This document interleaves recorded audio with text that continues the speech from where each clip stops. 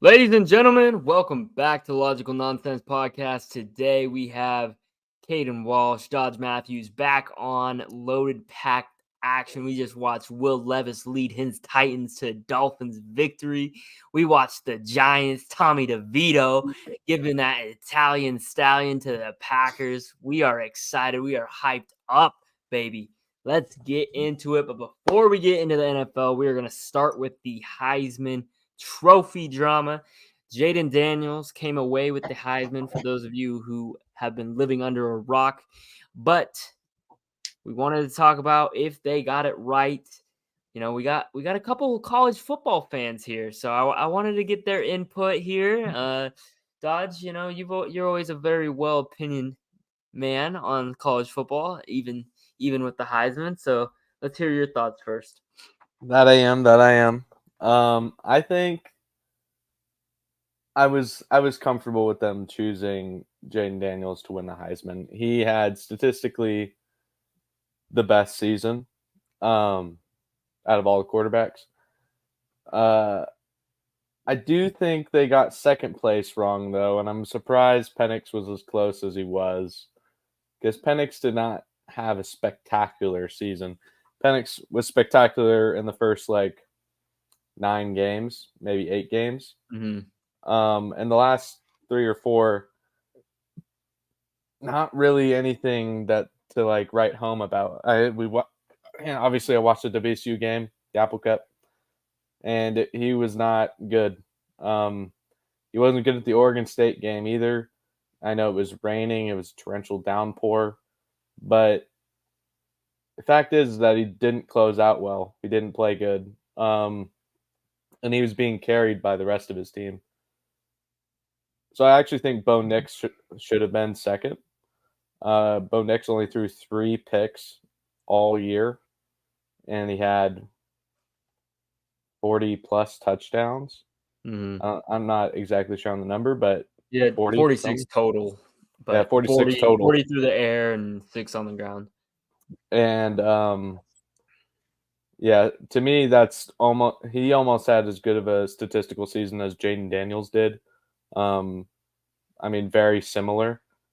The only difference is that Daniels pushed the ball down the field more. He also and Bo Nix had a higher completion percentage. I also think it's maybe a little unfortunate that LSU, I think, kept their clips that have been coming out about keeping Daniels in when they're at 49-14 over Georgia State, and he's throwing 50-yard bombs, and that's a little unfortunate. But I'm okay with them choosing Daniels. I think Bo Nix got a little bit robbed because I think he had a statistically better season, and I think he's more valuable to his team than Penix is. So, Kid, what do you think? I know we talked a little bit, and you weren't a big fan of the 3 losses. I know. yeah. No, that's one point I do want to bring up is, 8-3 is kind of hard to give to someone with the Heisman. I know they've given it to people in the past that do have 3 losses, but his team isn't playing for a college, for a national championship. Penix team is. So 13-0 compared to 8-3 or 9-3 is something I think that made it a little bit closer than it should have been. I think if Bo Nix would have beat Michael Penix in the Pac-12 championship game, he had a good shot at winning it. I think he lost out his Heisman when they lost that game. I'm okay with it too, but I also think Jalen Daniels did stat pad a lot. But I also think that they looked at Penix's first couple games, and that kind of momentum rode him throughout the whole year because he was throwing almost 500 yards a game, it seemed like, to start the year. Yeah. But yeah, late year kind of struggled. But, if you're a Washington fan, you're playing Texas, you're playing for a national championship. I don't think you can be too distraught over him not winning the Heisman. No, I think that's a fair criticism too. The 3 losses, and I think that's why I'm a little upset that Bo Nix wasn't second, was because what really are we just gonna say just because he didn't win the conference championship barely, that he's a distant third? in the Heisman voting. When I do think if he won that game, and Oregon was going into the playoff, I think Bo Nix wins the Heisman. So I don't know. I think it's dumb. Yeah, no, I watched a video the other day of all the people who have won a Heisman with 3 losses, and I don't remember every single one, but I know RG3 was on that list, and I know Tim Tebow was on that list. 2 names that people definitely praise in college football history. So it's interesting, I think, for sure. I'm not gonna act like I watch college football that much, but I definitely follow from afar, I would say, But I think it's interesting because they all have different storylines. I think the storyline with Penix is, when's the last time UW went 13-0? And, I think he kind of rejuvenated this team in a lot of ways. But as Dodge pointed out, there's a lot of weapons he has. Rome Dunze, is that how you say his name? And Yeah, Rome Odunze.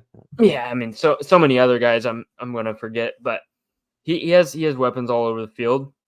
And I think all of these quarterbacks do. I mean, if they didn't have weapons, like they wouldn't get yards, right? So, but I think statistically, Jaden Daniels is undeniable what he did this year. But I do think the 3 losses is an argument. And I do like the point of Bo Nix. There is a chance that he gets more hype if he wins that Pac-12 game. So, but he didn't. So yeah. Any other thoughts on the Heisman? Yeah, just that I think it's also interesting how connected everybody, like all 3 storylines are as much as they are different in this season. All 3 are transfers. Yeah. And so I thought that was really interesting. Maybe Auburn wishes they had Bo Nix now. Maybe Arizona State wishes they still had Jaden Daniels, and maybe Indiana.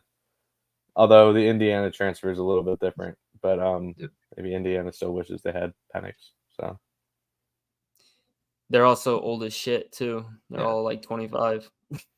And that'll be an interesting thing when we talk about the draft eventually, is that Yeah. a lot of the quarterbacks will be 24, I think. actually around there, older than some of the replacements, people they're replacing.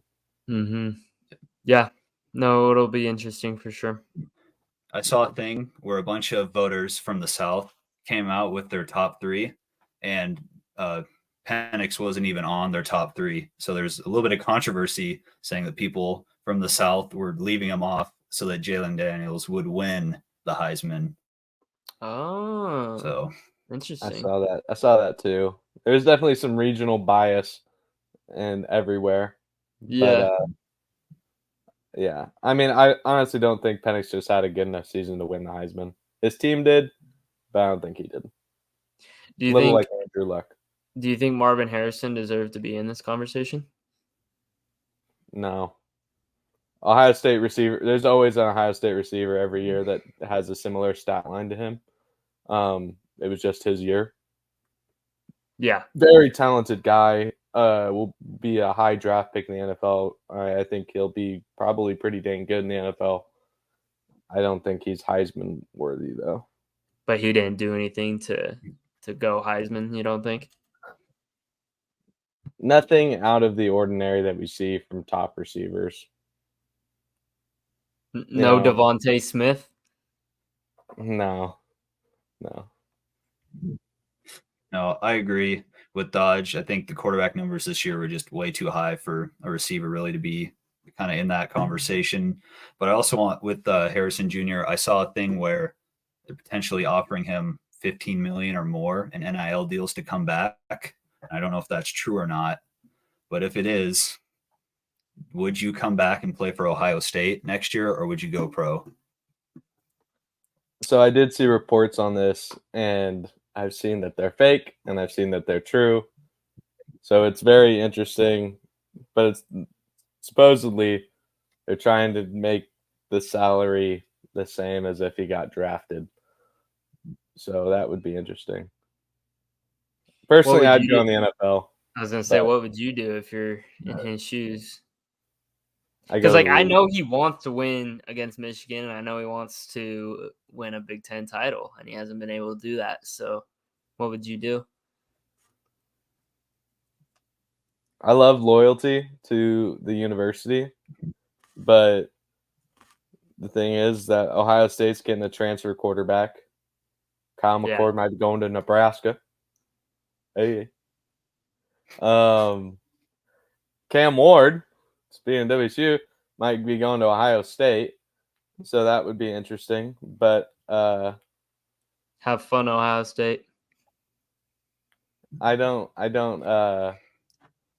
think he comes back just because I don't see how Ohio State's going to win next year. Especially with the addition of the Pac-12 teams. So, yeah, I think I'd leave for college I'd leave for the NFL if I were him. I also think it's one of those things where you can't miss your window of going into the NFL draft sometimes.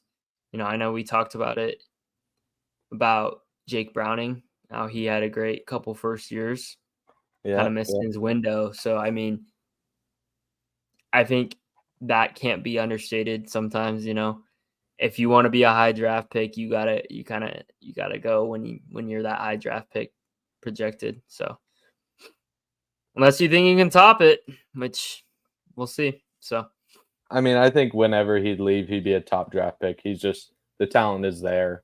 The biggest issue is you're giving yourself another season to possibly tear an ACL or an Achilles, and that will drop you. So. Yeah. Very true. Very true. All right. Anything else on this? We will go to the in-season tournament then. LeBron James, the first ever in-season tournament champion, MVP. He is crowned with this great accolade that so many dumb people will use against his debate in the Jordan debate. What are your thoughts on the tournament championship, and LeBron? I think the tournament, it's a good thing. I think it was exciting for the most part, especially for the Pacers, having all those players on small contracts, having the potential to double it. You can see they were playing hard. They wanted it. I think like teams like that, it gives them something to play for. It's fun. Anthony Davis played like 2020. Anthony Davis, I don't know, something about him in Mickey tournaments. He just becomes the best basketball player in the world. But it was pretty fun though. It was a good tournament. High stakes in December. I enjoyed it. I definitely like that. There's a more interesting element to watching than just regular season basketball. And I think the NBA needed that because it's getting harder to watch regular season basketball. Yeah, absolutely. And I wouldn't be surprised if we see like something like this in the MLB because I think the MLB is also needing to find viewers for the regular season. There's just so many games. You need to find it, make it more interesting. Yeah, absolutely. I think NBA is going to be the pioneer for this type of tournament for sure. I think you look at the MLB is struggling too in the regular season with their viewership, and this is a great way for them to kind of get back some of that viewership in the regular season. So I completely agree with you on that. I will say this. I was surprised at how much being the first ever in-season tournament champions meant to the Lakers. You heard that a lot in like their post-game media conferences, and like it was super surprising to me how badly LeBron wanted to be the first ever. And I know I was joking in the beginning, like, oh, people are going to use this as an accolade. 20 years from now, people might. It's crazy. Like we're joking about it now, but 20 years from now, like some kid's gonna look at that and be like, "Damn, LeBron was the first ever to do that." Like, and that's a real thing. So I guess from that standpoint, it's cool for LeBron that he's the first ever, but it's also like I I don't know because we'll forget. Like those kids won't know. Like we're like like whatever, But like 20 years from now, they're not gonna know that, So The way they had it set up is teams that played good, like the Magic didn't make the tournament, even though they were 3-1 because of point differential. The Timberwolves didn't make the tournament. The Nuggets didn't make the tournament. So I definitely think there's a little, I don't know, something they might need to look at correcting for next year because of point differential. Bad teams or good teams will smoke bad teams. yeah. And so when there's like 5 or 6 teams tied at 3-1, just goes off a point differential and leaves good teams out. Yeah. I actually disagree because I think it keeps everybody playing hard. Like if the point differential really matters to get in, then I think like suddenly you'll see teams playing hard throughout the game and for multiple games on end. So actually, I think that helps competition. I say screw it. Just go a 30-man bracket from the jump. No pool play. Just do it. And then your first however many games before the tournament is how you seed the tournament. That way, I mean, like those first. Yeah. I mean, some people are gonna hate on that, whatever. But I think it's a better strategy, and people freaking love March Madness. You want to talk about betting and moneymakers? Like, holy shit! Think about how many people will want to fill out their new NBA in-season tournament bracket. Like, I know it's not that big of a deal, but still, like, still a way to make money, still a way to bring more advertising, that kind of thing. I definitely think it's cool because we're having these conversations on how to improve it, how to make it better, how to keep going. They just needed this foundation, and it's going to exponentially grow for them, I think, if they continue to innovate, which the NBA has shown they want to do. So, but yeah, going back to the AD performance, he played insane. A lot of people were like, why did LeBron win the MVP? Because AD had a game. Like it was the in-season tournament MVP. It wasn't the championship game MVP. Like, of course, it was a championship game MVP. I definitely think Anthony Davis deserved it, but I think you look at what LeBron did in this tournament, and he played very, very solid. He definitely deserved it. So, yeah, I have to agree. LeBron is consistent. So, yeah, I mean, that's just the player he is. Mm-hmm. No, I just wish that Halliburton kind of would have played better in the championship. He kind of had a rough first half, which kind of sucked because he tore the Bucks and the Celtics apart leading up to the championship. Yeah. Yeah, no, I think it was sad to see Halliburton kind of fall apart, like you said, because he was such a key in getting them to that game. I mean, the Pacers were playing hard, like they try to keep it in, but they just truly weren't the better team. They were so outmatched by the Lakers, and I think it also showed how much depth the Lakers actually have. A guy like Cam Reddish showed he is actually a pretty good defender, which is crazy that I'm saying that because we used to not say that at all, but like he legitimately played good and he was a key part in that game. I felt like in shutting down a lot of players on the Pacers team. Sorry, the only thing I can remember about Cam Reddish is the biggest thing I remember about Cam Reddish is that the people in his draft class said that he was going to be the best player in that draft class. And he is certainly not. No. I was like, how did you come to that conclusion? That whenever I hear Cam Reddish's name, that's what I think about. But he looks better than he used to with field goal percentage too, I think. So yeah. Going to rate the games of week 14. I had a lot of fun in this week. I would just like to point that out here before we get into this. I felt like there were some very interesting storylines this week. And as we heat into the playoffs, it's just going to get a little more dicey. I like it. I like it. So, first things first. Thursday Night Football. A little Bailey Zapp Magic against Mike Tomlin. He wins. Rate the games, boys. I'll start off and I'll say it was a Mediterranean Sea game. I was impressed with the play of Bailey Zappi in the first half. I think that he is probably going to be the starter for the Patriots for the rest of the year, and I'm interested to see how he does.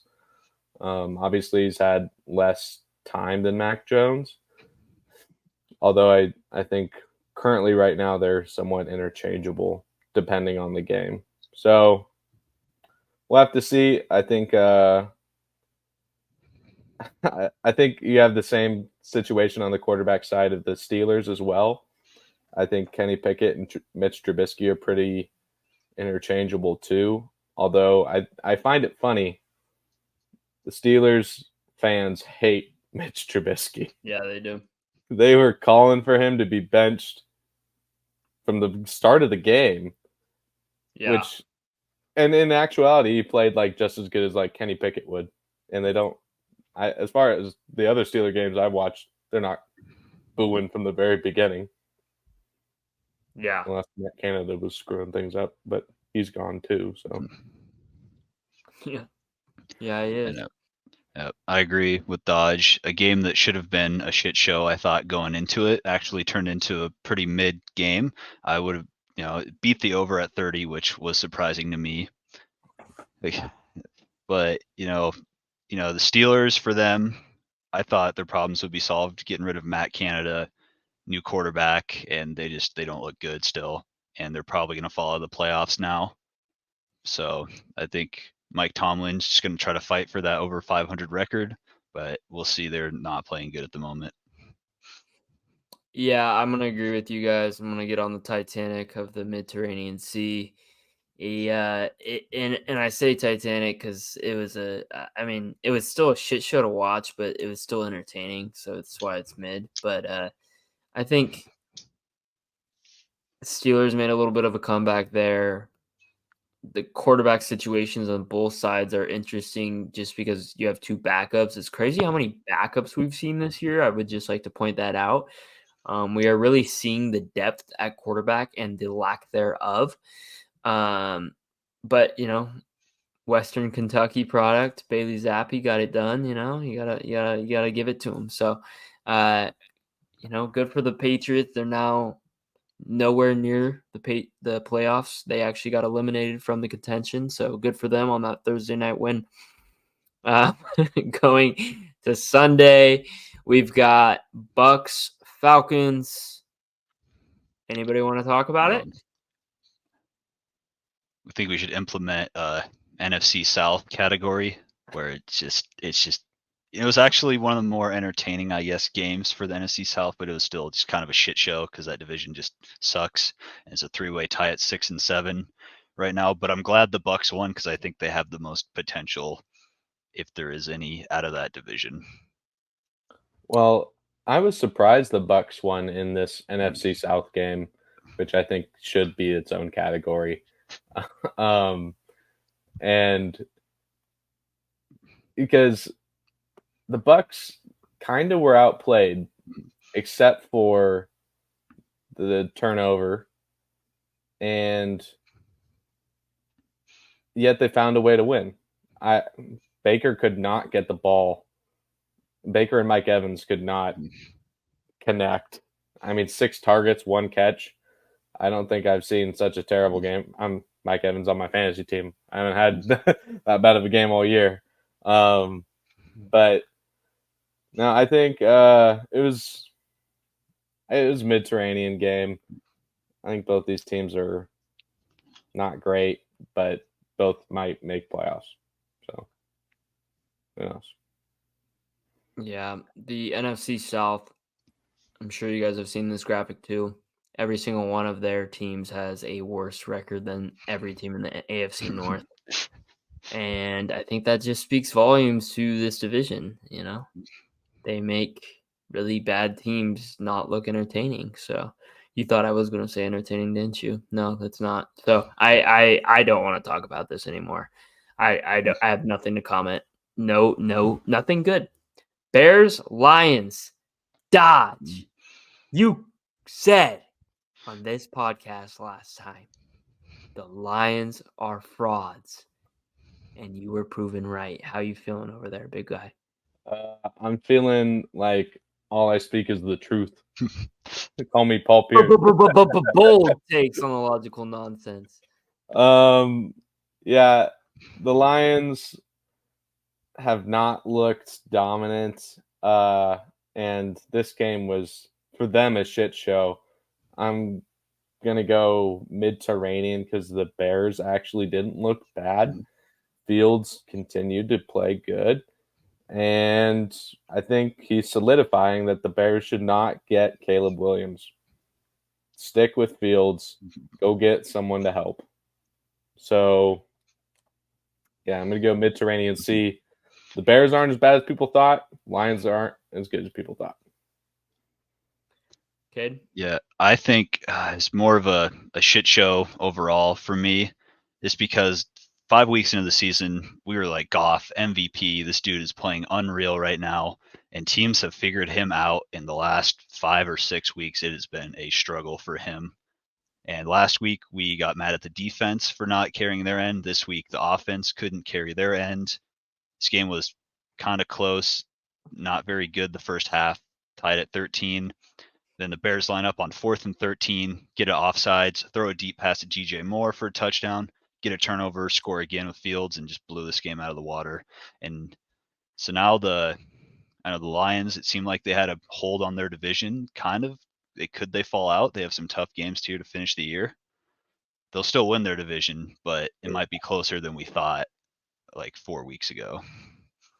I think the Bears are closer to being a good team than people think. I'll say it. I think they truly only need a few more pieces on both sides of the ball, but I mean I'm talking like another receiver, a couple linemen, and maybe get someone tolerable at coach, and I think this team would be just fine. I mean, they have basically secured a top 3 draft pick. Go and get Marvin Harrison. They've got that Ohio State connection. Then go and get. I mean, you've got go get a lineman too. I don't think they're as far away as people think. And yes, I might be overreacting because they beat the Lions, but I just feel like you look at some of their wins this year, and when they have been clicking, they look pretty solid. I don't think they're as far off as some people think they are. Matt Eberflus's job is being saved right now. Yeah. So, yeah, the Bears, I mean, being at 5 wins, I didn't expect that. So, yeah, I don't know if you guys agree with that or not, but no, I agree. And there are a couple of linemen away too, because Fields really does not have much time to get rid of the ball. And if he has that time and can make, better decisions, I think they're set up here in the next couple of years. Yeah. All right. Little Jake Brown and Magic, baby. Bengals 34, Colts 14. Did we rate that last game? I didn't rate it, did I? I didn't rate the Lions Bears. I'm going to go with Mediterranean because the Lions looked like shit, but the Bears, it was actually fun to see Justin Fields look good again. I like when he's playing good, so I'll give him Mediterranean. Going to the Jake Brown and Magic, like I was just talking about, little Bengals action. He went down for a little bit. Don't worry, sweetheart. He came back out there. You know how it be. Everyone was saying this Colts team could maybe sneak in the playoffs, and with the AFC, they definitely still could. But you know who else could? The Bengals. The Bengals, baby. Let's hear it. Rate the game. Yeah, this rematch of the Apple Cup of 2018 between Gardner and Jake Browning. And once again, Jake Browning got the best Gardner. And another bad weather game, too, interestingly enough. The Bengals have some life. They have some hope. I don't think Gardner played bad, but honestly, the Bengals just look like the better team. Surprisingly, I don't think I thought that going in, but the Bengals are right in the thick of things. So, and I'll rate this Mediterranean. Good. Yep. I agree with Dodge. Also, Mediterranean. It was tied at 14, close to the end of the first half. It's a pretty decent game. But I really think the Bengals did a good job game planning for this. They did a lot of screens, a lot of quick passes, used Mixon and Brown a lot. T. Higgins got robbed of a touchdown, a little bit of debatable OPI.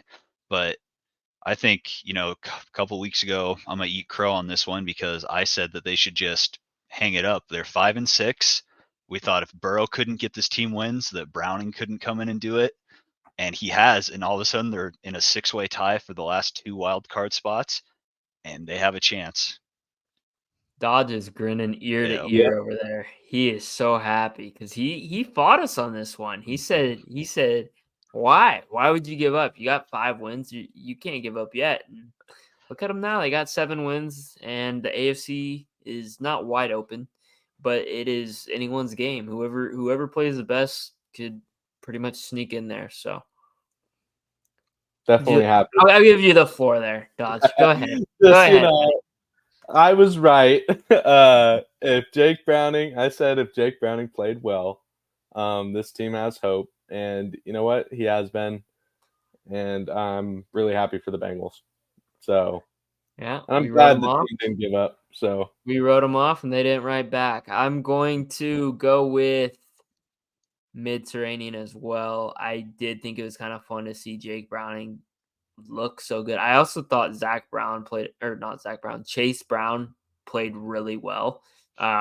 They kind of had a 2-headed monster in this game with Joe Mixon and Chase Brown. They both played very well, which I think when you can get the running backs in the game and like they did, that just changes a whole culture. It's really an underrated thing in my opinion. When a running back gets going, it's defense starts scrambling. Like it's hard, So, going to our next game, very interesting game. Jags Browns. T-Law looked like absolute dog shit. I do not know why they forced this man to play. A lot of people are like, oh, he looks healthy. It's not the injury. I don't care. He wasn't there mentally. He threw 3 picks, and all of them were very bad. I personally, this team was 8-3 going into this game. Even if it's a question, I don't think you should play him because performances like that happen. He's focused on getting healthy instead of practicing like he normally does. He's got another thing on his plate. Just let him sit, man. There's no point in forcing this game. On the other side of the ball, Joe Flacco played pretty damn good, man. He had a bad pick, a little bit of miscue there, but overall he played well. This Browns defense is solid. I know they gave up 27 points, but they forced a lot of turnovers. Honestly, it's crazy this game wasn't more out of reach. So, yeah, interesting game. I'm going to give it grab your popcorn. I had fun with this game. I'm going to give it Mediterranean Sea, and it's just because the Browns controlled this the whole way throughout. It never really felt like the Jags were going to make a comeback. Lawrence was on more drugs probably than any other player in the NFL this week. Probably could his leg, and it's probably what led to the decisions, all those picks, because he was just out of it. But no, the Browns, Flacco played good. Their defense played good for the most part until they gave up some garbage points right at the end. But they control this the whole way.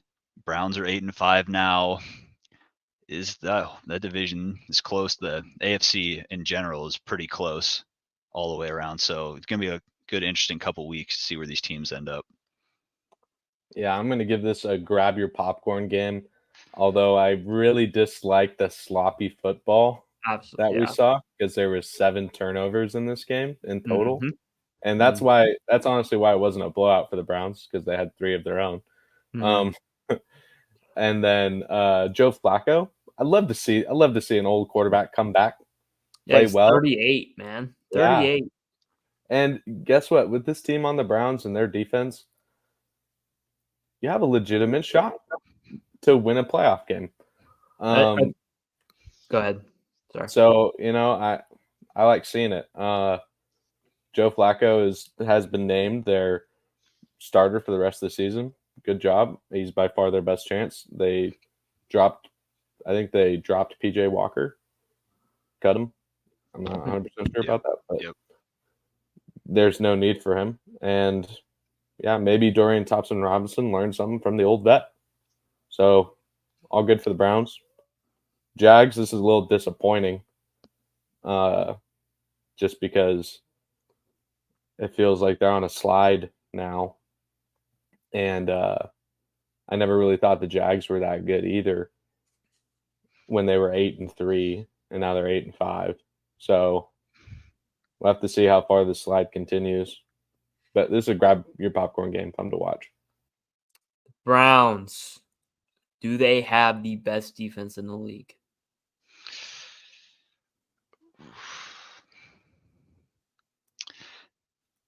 It's tough because they're really good and they do what they need to do to win. But you can say that, with the Cowboys right now, with the Niners right now as well, the Ravens, it's tough. I think the Steelers, there's a lot of good defenses, and I don't know if any defenses really put themselves a clear number one. We should talk about the Patriots defense too. Yeah, true. Most points they allowed to was the Steelers in the last 4 weeks somehow out of all the teams they played. And even then, it was only 18. Yeah. So a lot of good defense, and I don't know if it's more defenses stepping up or offenses just playing poor this year as well. I think it's a mix, but yeah, I see what you're saying. I just asked that question because you look at what the Browns have on their defense on paper, and you compare it to teams like the Cowboys and teams like the Niners, and we always hear about who's ever on their team. And the only person we really hear about on the Browns is Myles Garrett. Yep. And you look at the secondary of the Browns, guys like Newsome, guys like Emerson, they are shutting down receivers. And I think they need more credit. I really do. I think this Browns team is more than whatever they have on paper. Have more, which is why. So yeah, they have Zadarius Smith as well, right? Yeah. Yep. Yeah, definitely a lot more people deserve credit than just Myles Garrett. I think that's the correct take. Yeah. So, Dodge, what do you think? They got the best defense in the league? I think I agree with Caden. It's too hard to put. There's about 6 teams that you could put interchangeably in as the best defense. I would have said the Ravens, but then the Ravens just allowed 30 to the Rams. Matt Stafford, man, don't count him out. Cooking. Yeah, I don't think Matt Stafford's got it. Yeah, he's played well, but it's gonna come back at some point. Yeah. So I don't know. Too close. Going to our next game, Panthers Saints. God. Anybody want to talk about it? Because I do not. We don't got to talk about this. Nope. Going to the next game, Texans Jets. Zach Wilson, baby. CJ Stroud went down in the fourth quarter. I believe Nico Collins also went down in this game. Did not look good for the Texans, especially after how much praise we've been giving them this year. Thoughts? This was a shit show game, I guess. I don't know. It was Zach Wilson's best game, so in a way that should make it Mediterranean, but Zach Wilson's not worth saving, so I don't root for him. And yeah, as much praise as the Texans have been getting, they kind of got, I don't know. They kind of got stymied by the Jets D. Yeah. So we'll see how the Texans bounce back and with the injuries to Stroud and Nico Collins affect them. Yeah, I agree. It was a shit show all the way. It was 0-0 at halftime, pouring rain, all punts. That was it, punt after punt after punt. And then all of a sudden, Zach Wilson puts up 30 points, though, in the second half and has a pretty good game. So I think it was good for him after being benched and, reluctant to come, and then he got a win. So I think it's a good moral victory for him. He'll start the rest of the year, see how they do. But For the Texans now, what happens with them? Because Stroud's hurt. I don't know how long he might be out for. Their two top receivers are out. None of their other receivers stepped up. Schultz is out at a crucial time in the season when all these teams are 7-6, and every week you need a win. And this is a chance for them to tie the AFC West, or not West, sorry, AFC South up with the Jaguars falling. So in ideal time for the Texans to get hurt. No, it is not. No, it is not. And that's why this is a shit show. I think it's also a shit show because now people are going to start giving Zach Wilson praise. And, he did have a good game. He did have a good game. I'll give him that, But come next week, we'll see if they have that same little narrative. We'll see. I think it gives them false hope, that they actually have something. So we'll see. I would love to be proven wrong. Actually, I would hate to be proven wrong. But we'll see. We'll see. So, going to our next game. Little Rams-Ravens action. Little OT. Little Matt Stafford throwback game. A little gunslinger him. Little Ravens looking like shit game. What do you guys think? Rate the game. This definitely grab your popcorn for me because you never knew who was going to win this game back and forth. It was pretty fun to watch. Kind of sloppy at times, but Matt Stafford looked good. Cooper Kupp finally had a good game. It's been a while for him, stepped it up. And then to end in overtime on a punt return where it looked like he was going to fall about 6 times, but kept somehow keeping his footing down the sideline. It was fun. It was a good game. The Rams offense has been playing hot, which is good because they're in a stymie of like 6 teams that are 6-7 in the NFC for the last wild card spot. So it's a good time for their offense to look good. They wish they could have got that, but they just fell short. I did not realize the Rams were 6-7. Yeah. That's impressive. That take that I had a few weeks ago about the Rams never counting them out, that is looking damn good, boys. That is looking damn good. All right, sorry. Yeah, this is a rate your popcorn or rate your popcorn, grab your popcorn game as well. Got buttery popcorn. Yeah, so it was a good game, fun to watch. I actually didn't think the play was that sloppy, comparative to some of the games that we saw this week, especially. And obviously an overtime game with 2 teams that are fighting to get into playoffs. At least the Ravens are probably in playoffs, but they're fighting for the 1 seed. Stafford has looked really good these last few weeks, he's really cut down on the turnovers. And the Rams are resurgent. Played a good game, even though they lost. Give it 3. Grab your popcorns. We're watching a movie, boys. It was a good one, and I love the ending too. You gotta, any game that ends on a punt return like that in OT, like that's crazy. I also think I think a lot of people would have looked at this game and been like, "Oh, Ravens are winning," especially because the Ravens have been so dominant this year. For them to have a close game against the Rams. Again, the Rams are freaking frisky. You cannot count them out. Like I will double down on that take. Like they are always going to play solid games. So another sneaky one that could sneak in. So going to a game I really don't want to talk about. Vikings Raiders 3-0. Holy shit. Any comments at all? Because I really don't know what else to say. This might have been the worst football game in the last 10 years. This was horrible. Josh Dobbs magic over. But the thing that makes me the most upset about this game is the Vikings find a way to pull it out. They now have a 1-game lead in the wild card. So they're 7-6. There's only 5 teams in the NFC with a winning record, and they're one of them. They have a 1-game lead over like 6 teams right now. Oh, yeah, I feel like it needs to be talked about because the Vikings look so bad, and yet they're like in a commanding lead for the playoffs. They're the 6th seed right now, and Jefferson got hurt again off an absolute duck that set him up. Oh my Oh, god! I know. Bad. It was Yeah. so bad that it needs to be at least discussed.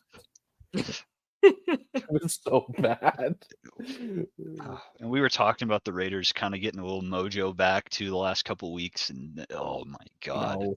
that's out the window. I said it. If the Raiders wanted to win a game, they would play Jimmy Garoppolo and hope he starts playing better. Aiden O'Connell is not it. They'll draft a quarterback this next draft.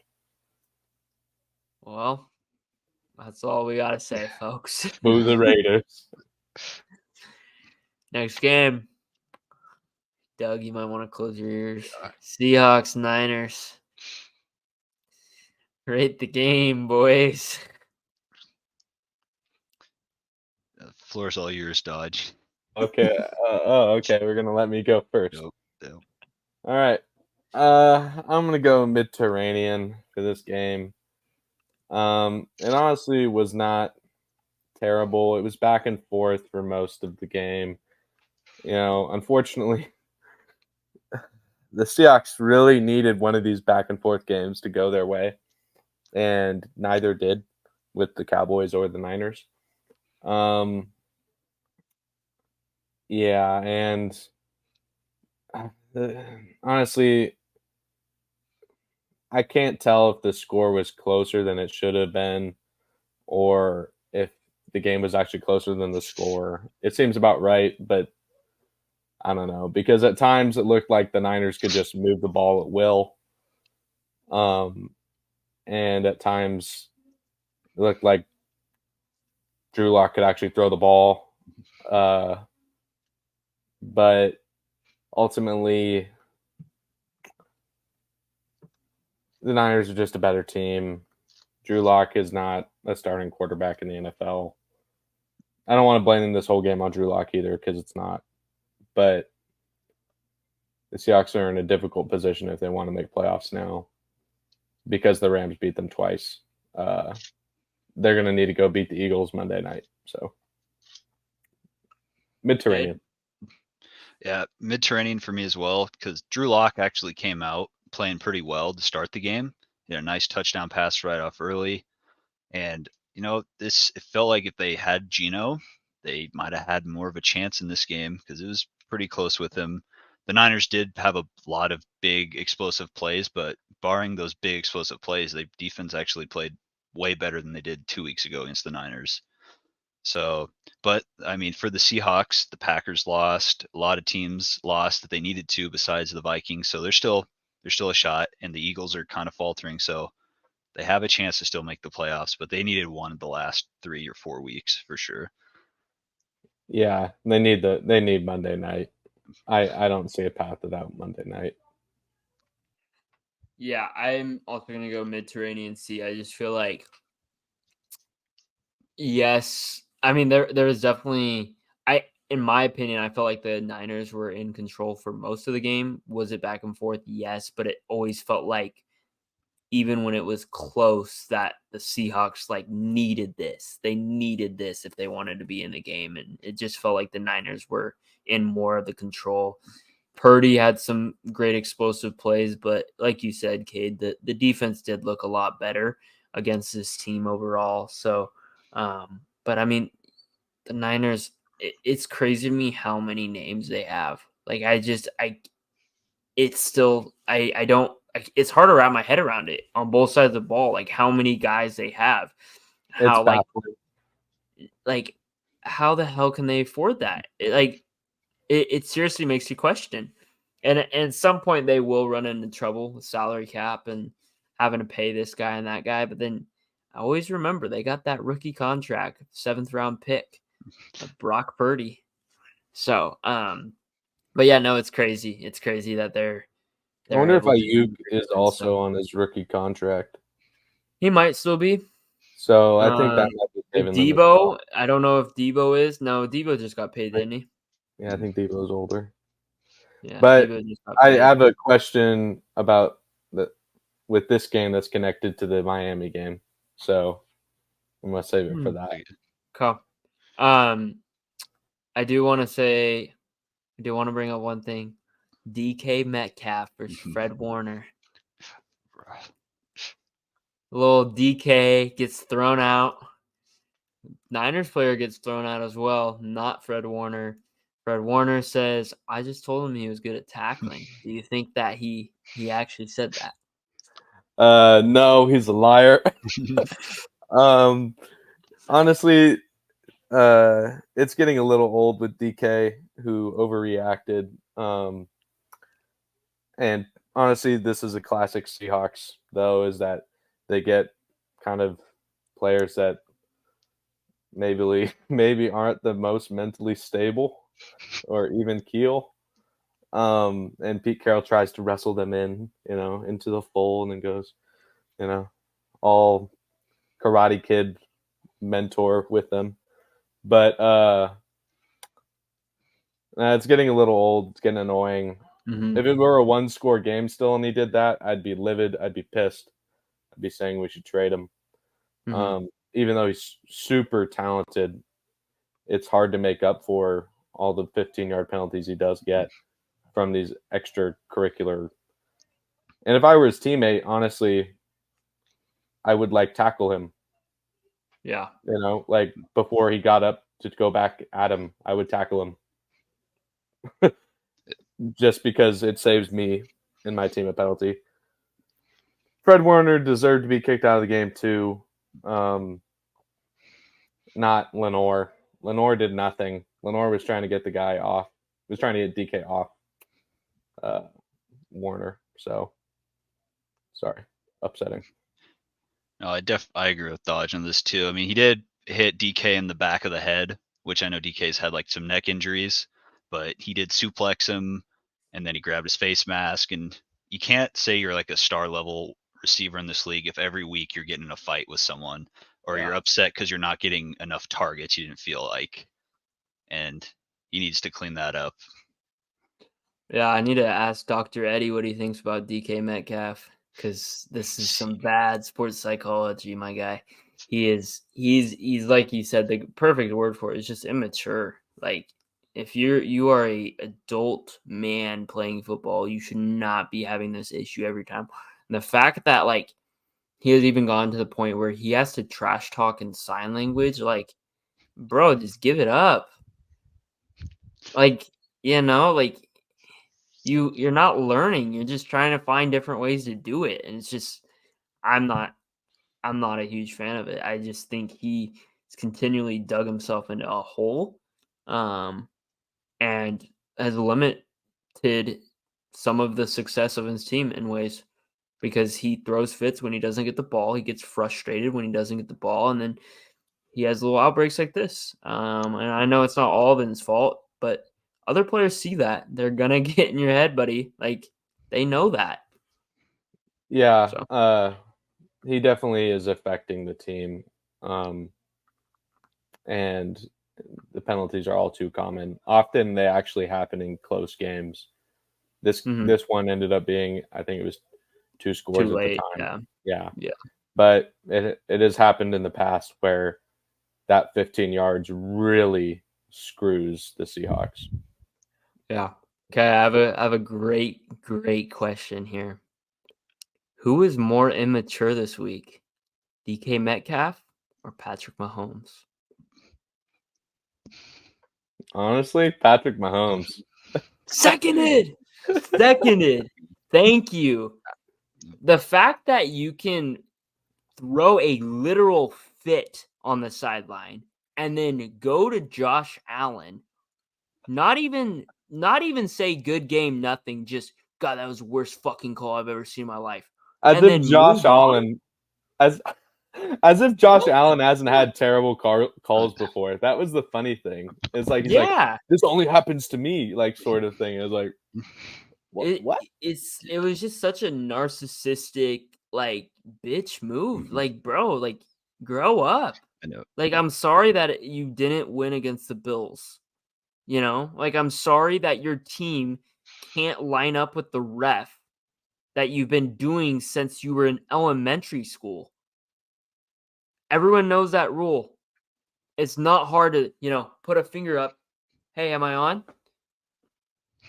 They still do it in the NFL. It's not hard. Heck, It's we do it. stupid. You guys do it in intramurals when we were Yeah. playing intramurals. Like, no. And, I'm with you. Super immature. And then the presser too after the game, like he didn't calm down at all because he brought it No. straight to the press, bagging Even on the Andy refs. Reid. Yep. And the thing that kills me is like his excuse was it ruined greatness. The ref threw the flag as soon as the play started, didn't know, what was going to transpire on that play. And, Yep. Remember last year in the Super Bowl when the Eagles got that holding call or the PI call late in the game, Yep. where are you going to bitch about it then? When it's on the line, you can't call a flag. If it's a penalty, it's a penalty. I don't care what stage of the game it's at. And when you're lined up with the damn near linebackers, you're offsides on offense. I'm sorry. There was like Yeah. 2 yards in between him and Jawan Taylor. Yeah. When you look at it, like you could have thrown a penalty on Yeah. Jawan Taylor for being in the backfield. Honestly, I also think that, like Caden said, it's one thing if the ref would have thrown it late. If he would have thrown it after the play, if he would have said, "Oh, he was offsides after the play," he didn't. He threw it right away. Like, what do you? He was only mad about it because it resulted in a touchdown. If that play had just been, I don't know, a completion to Travis Kelce at the 30-yard line, I don't think he talks about it as much. No, he doesn't. In fact, that was his point, though, to be fair. But are we going to rate this game? We got to rate this game. I don't know. This game, like, it was entertaining, but it wasn't as entertaining as I would have liked it to be, honestly. But So, I'll still say grab your popcorn. I think it was kind of a Mediterranean Sea. I don't think it was really good football overall.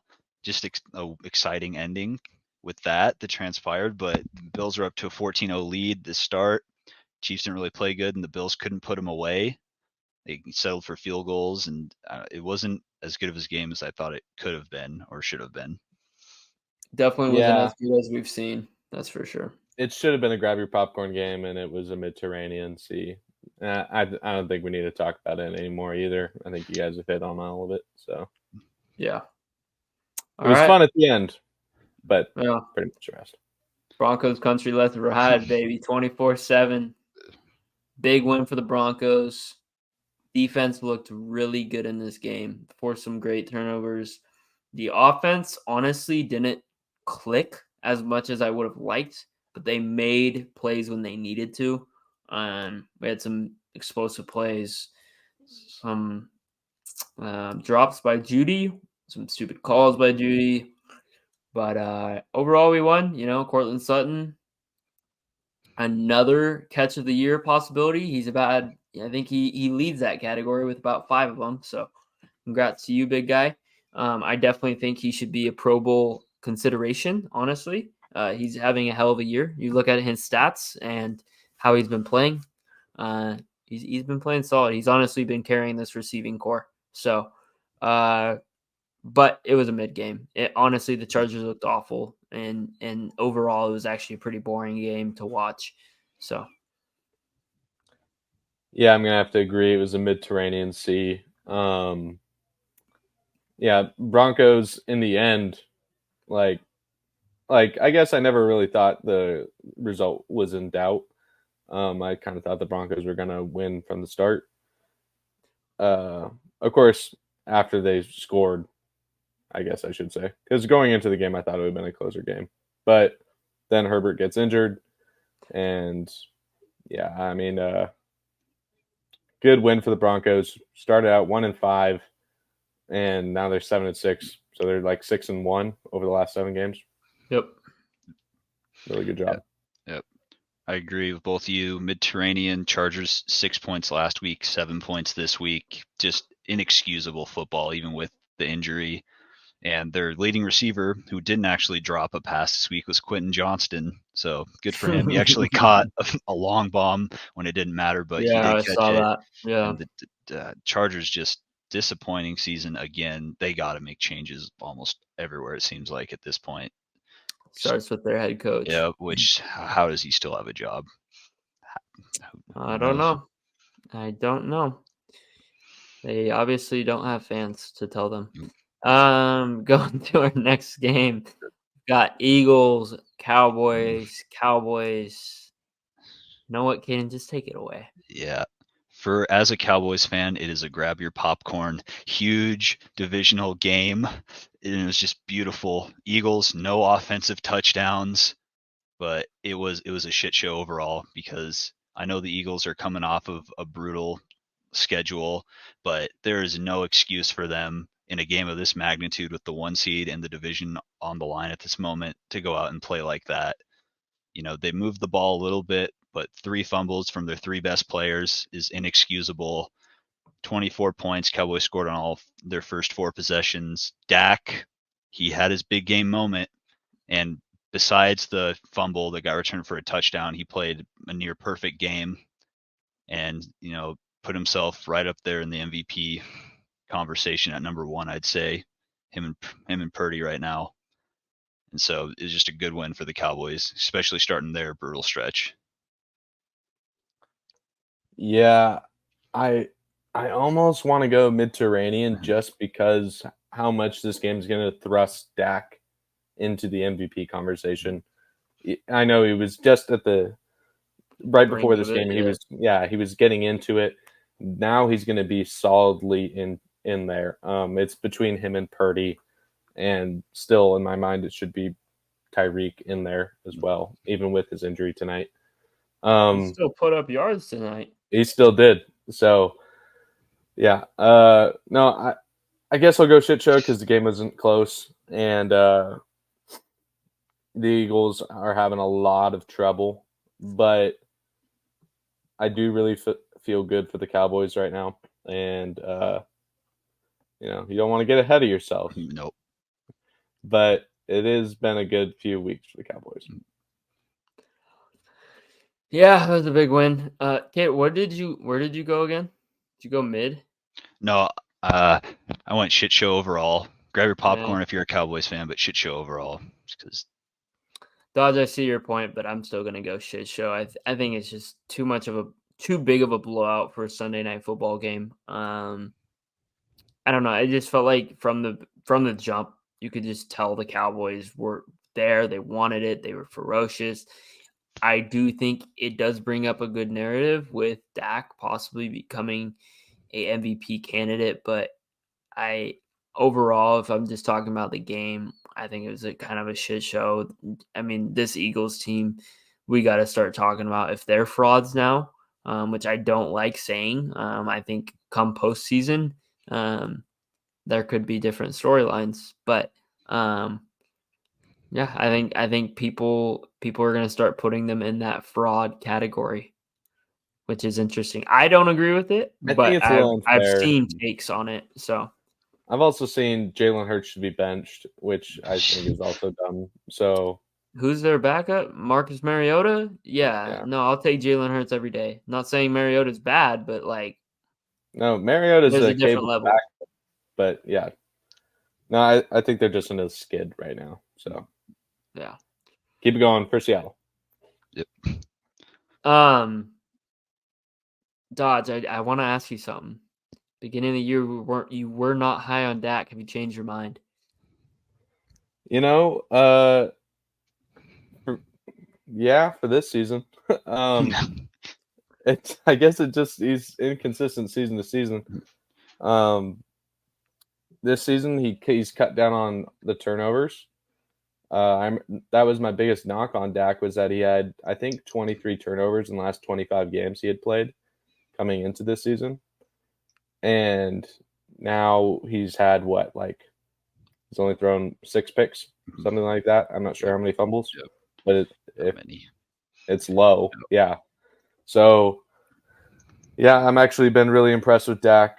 I think he's playing some of his best football of his career. He did have a year there in a couple years ago that I think is comparable to this one. But, yeah, this season's going really well for him, and he's been a top quarterback. Okay. Let's go on to Monday Night Football. We'll start with the Oh, Tommy DeVito. 24-22, baby.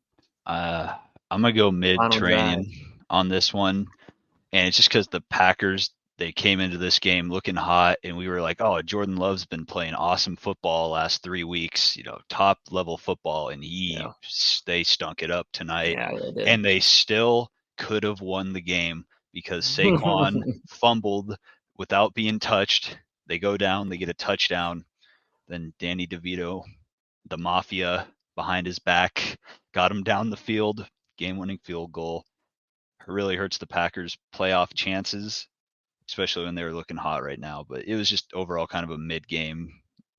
I think the Giants well outplayed the Packers, and it should have been more than a 2-point victory in the end. I'm also going to go Mediterranean Sea. I think this is actually close to a shit show. That's where I'm going. Okay, there's a lot of, sloppy, bad football being played. But what brings it up to Mediterranean for me is that last drive by Tommy DeVito, and he keeps this train rolling. I think if he keeps this going, we might see a Giants quarterback controversy coming into next season. Bold takes on the Logical Nonsense podcast. Bold takes.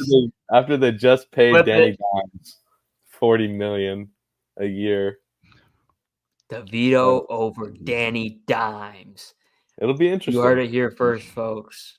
Well, I didn't say that. I mean, they do play the Eagles twice and the Rams and the Saints in their next 4 games, so they can go 2-2 out of those 4. Get one over the Eagles, then I think you have a serious conversation. There are teams that could use Danny Dimes, and he's under contract, so I think it's possible you could be able to trade him if DeVito continues to play well. That's the biggest. If. Yeah. Yeah, honestly, I just felt like Jordan Love did not look good at all tonight. Completely contrary to what we've seen the last couple weeks, and it was enough for me to wash my eyes out with soap. And so I just did not enjoy this as a double header on Monday night. I honestly was watching this Titans-Dolphins game more, which we'll get to, but I just felt like, I don't know.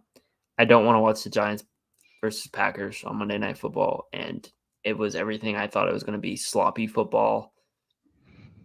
Just, yeah. So let's go to our last game. Titans-Dolphins. Titans pull off the little upset. Big, Tyreek was out for a lot of the game, and it showed. The Dolphins offense, when he was out, was not as electric. It was actually pretty dull. Not the greatest game from their offense on multiple sides of the ball, but Will Levis, man, he literally willed them through this victory towards the end there. They were down 19-27, I think, pulled it off. So props to them. I don't know. Yeah, what do you guys think? Rate the game. I'll go Mediterranean as well on this one. To me, the both Monday night games were very similar. Honestly, you could have been watching either one and you wouldn't have realized that there was a second game. Just because very sloppy football being played. Young quarterbacks make a drive at the end to win the game, whether it's Will Levis or Tommy DeVito. So, in a way, both games were interesting because they were close and upsets. But it is bad football being played, and ultimately I don't want to watch bad football.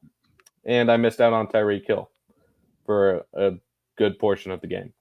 True. So, who I think should be the MVP front runner, it's unfortunate not to see him playing. Yeah, I agree with Dodge. I'm on this one. Mediterranean seed, exciting finish, but with a couple minutes there left, I was like, oh, this Dolphins game's over, so I switched to the Giants game. Then they go down, drive it down real fast. Hopkins had a great game. He was balling on Ramsey tonight. Jalen Ramsey could not hold D-Hop. He played great. And then it's weird to say this, but the Dolphins' defense outperformed their offense this game and their special Definitely teams. did. The Definitely pick did. six, the punt return fumble, which I don't know what the Titans guy was doing trying to catch that. But I See, also on that he got his arm grabbed. I want to point this out as well. On that fumble punt, the Dolphins guy grabbed the Titans player arm before he muffed it, but no one said anything about that. And then they get a pick right away, take a 13-point lead, and you think it's over, but it's not. And Titans will their way back in this game.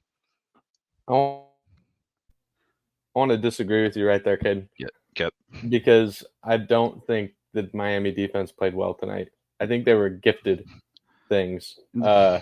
Like that pick six was an absolute gift on a platter.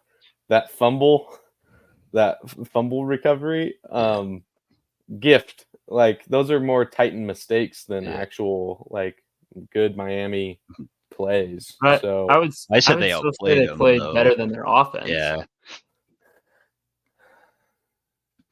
Yeah, I guess so, just because they did put up 7 points, but I think it was more of the Titans were bad on offense than it was Miami good on D, if you get what I'm saying.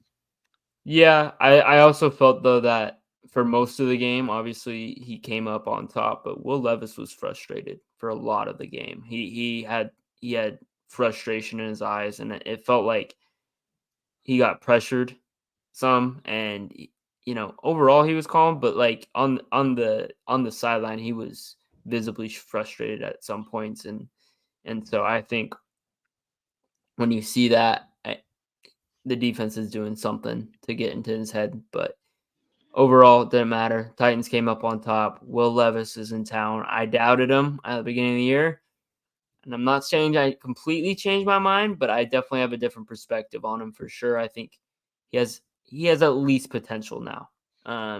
Before I didn't see a whole lot of potential, but I definitely see potential in things he has for assets. But I would go Mediterranean as well. All right. Is it time for the question that I wanted to bring up on this game? Let's hear it. In the Niners. So we hear a lot of conversation about Brock Purdy not deserving MVP because of all of his assets, right? But when Tua Tagovailoa was looking like he might be MVP, the same conversations were not happening, and I'm wondering why. And I want to know, who do we think is better, Brock Purdy or Tua Tagovailoa?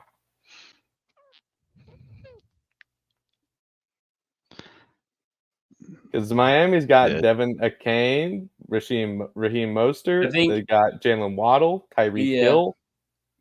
I think the biggest difference, I would say CMC is loads better. I would say like CMC is top 1 or 2 running back in the league right now versus A-Chain, which I don't know where you would rate him, but I think he's way better. The receiver position, I think Tua definitely has better, but I don't know also because Debo's so like diverse and like in what he can do and bring to the field, because he's almost as good of a runner as he is a freaking receiver. So it's tough. There's just different players. I feel like I don't know. But it's close, right? Which is my point. In my opinion, Christian McCaffrey is obviously a deciding factor, but I think Tyreek Hill deserves to be in that conversation of he's just different. Like you can't compare Debo to Tyreek. You can't compare Ayuk, right? Anyway, my point is that I think Brock Purdy's better than Tua Tagovailoa, and I think he deserves credit for playing well. And I think we saw Tyreek go down and the Miami offense not do so hot, just like we saw with Debo. But I still think that Brock Purdy just makes better plays and he's more consistently like on target. So I guess I just wanted to bring up the difference between the two. Yeah, no, I agree too, Dodge. And I think a big part of it is the Dolphins haven't had a good team in forever. So when they're finally successful, they're like, oh, it's got to be Tua. So it's hard to hate on him and say he's just a product of the players around him on offense. Than Purdy with the Niners, who are always, a top team in the NFC. So I think that's a big difference. And also the Niners have a packed defense and the Dolphins don't really have much. So it's a small difference, but I see your point and I agree with you on a lot of aspects of it. I do see your point also, and I think another factor into that, Tua was a first-round draft pick. Brock Purdy was a seventh-round draft pick. They don't want to explain why Brock Purdy is so good.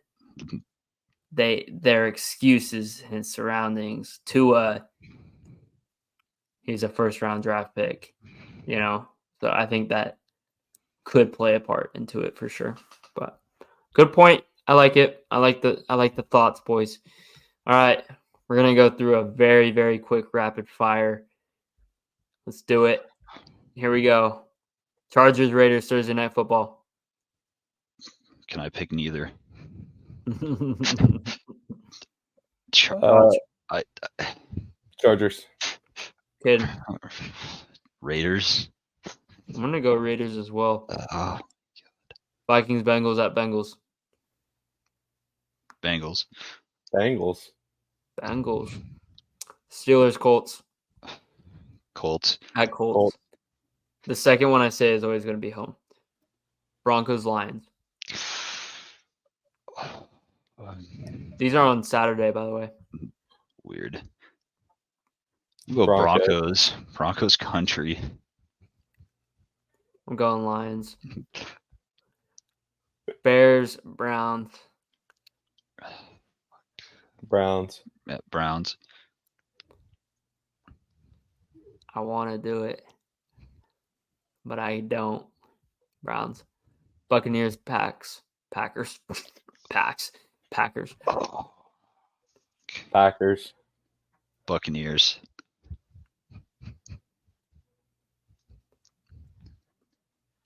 I'll go Packers. Texans, Titans. Titans. Games, Titans. Man. Did you go Titans, Dodge? Yeah. We both went Titans.